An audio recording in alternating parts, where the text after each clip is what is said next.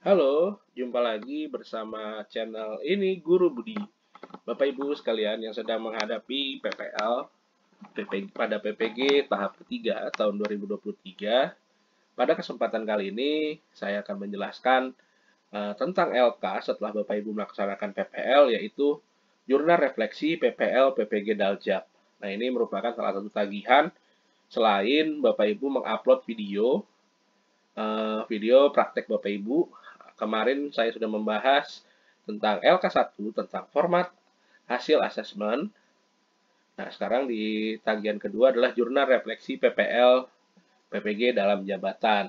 Nah, di tugas ini Bapak Ibu diminta menuliskan jurnal refleksi terhadap pembelajaran sebelum PPG dalam jabatan dan setelah mengikuti pendalaman materi. Di sini Bapak Ibu diminta untuk diserahkan sebanyak 1 kali pada siklus 1, 1 kali pada siklus 2, 1 kali untuk keseluruhan siklus.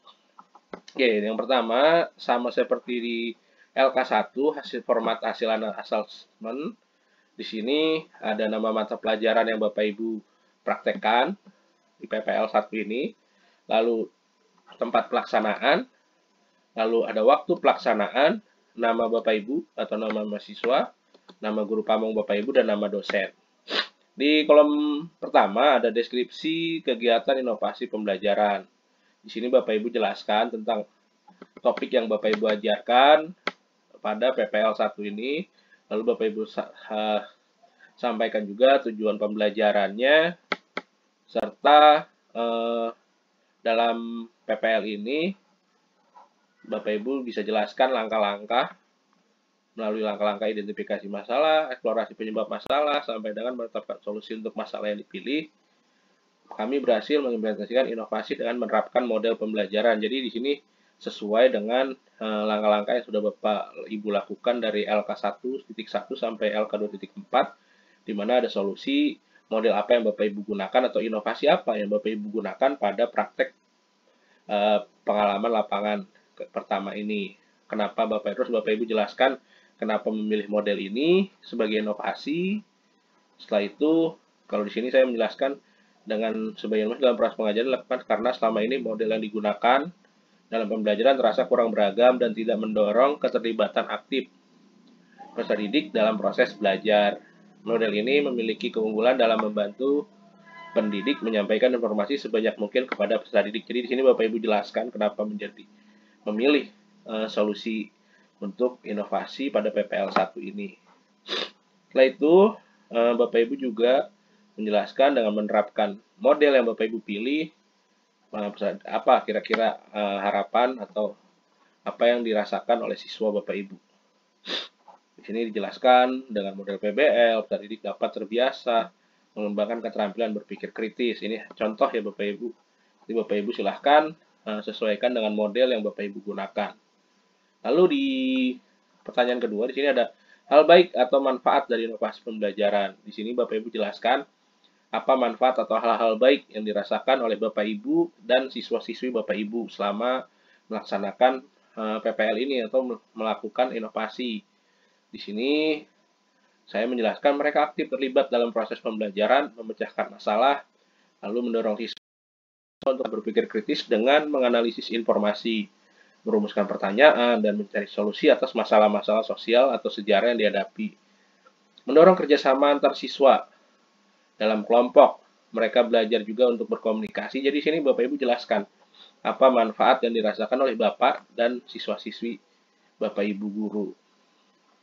Nah, hal ini terjadi karena kemajuan dalam pembelajaran memiliki potensi untuk menghasilkan pengalaman belajar yang lebih signifikan. Jadi, kenapa manfaat itu bisa terjadi? Di pertanyaan berikutnya ada tantangan. Nah, tantangan apa yang Bapak Ibu hadapi di sini? Bapak Ibu jelaskan saja. Apakah dalam pelaksanaan inovasi atau mengimplementasikan inovasi ini, apakah ada masalah atau ada hambatan? Kalau di sini saya menjelaskan guru perlu dapat mengarahkan diskusi, lalu merangsang pemikiran kritis siswa, menjaga agar proses tetap terarah, karena tidak semua siswa mungkin merasa nyaman atau termotivasi untuk terlibat secara aktif dalam pembelajaran PBL sesuai dengan kondisi setiap kelas tentunya memiliki permasalahannya yang berbeda-beda. Adanya perbedaan tingkat partisipasi dapat menjadi tantangan. Nah, selain itu, kita tuliskan juga tantangan tersebut terjadi karena sistem pendidikan banyak didasarkan pada paradigma pembelajaran tradisional. Jadi memang di mana peran guru sebagai penyampaian informasi terlalu dominan. Nah, PBL mengubah dinamika ini dengan menekankan peran siswa sebagai pemecah masalah yang mungkin berkonflik dengan norma pembelajaran yang sudah ada. Tentunya perubahan-perubahan ini tentunya menjadi tidak nyaman bagi Bapak Ibu guru yang masih menerapkan model pembelajaran yang konvensional atau monoton atau tradisional. Nah, di sini Bapak Ibu jelaskan tentang tantangannya dan penyebab tantangan itu. Di kolom berikutnya ada solusi. Solusi dari tantangan tersebut dengan memberikan pelatihan pada guru. Nah, di sini solusi dari tantangan di kolom ketiga tadi ya, Bapak Ibu jelaskan apa saja solusinya. Nah, di sini juga ada rencana tindak lanjut, melakukan observasi langsung terhadap kelas yang menerapkan PBL untuk memahami dinamika. Di sini tindak lanjut dari apa yang sudah Bapak Ibu refleksikan.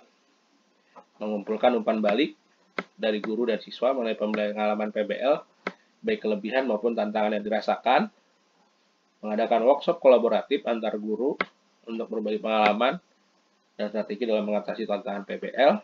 Menyusun materi pendukung yang kreatif dan relevan dengan masalah PBL, termasuk sumber daya. Nah, itu Bapak Ibu ya. Untuk di sini juga ada daftar pustaka, silahkan jangan lupa diisi. Lalu disetujui oleh guru pamong, dibuat oleh nama Bapak Ibu. Nah, di beberapa LPTK mungkin meminta, ada yang meminta jurnal tindak lanjut RTL, rencana tindak lanjut itu terpisah ya Bapak Ibu. Saya akan jelaskan mungkin contoh RTL yang terpisah. Nah, di sini saya akan menjelaskan rencana tindak lanjut terpisah. Yang terpisah karena ada yang beberapa LPTK yang meminta RTL-nya dipisah. Di sini nama, baru instansinya, lalu program studinya apa. Ini kita tuliskan latar belakang RTL-nya apa, lalu kita tuliskan juga RTL yang tadi dari jurnal refleksi saya pindahkan ke format ini secara terpisah. Lalu hambatannya bisa kita ambil dari jurnal refleksi.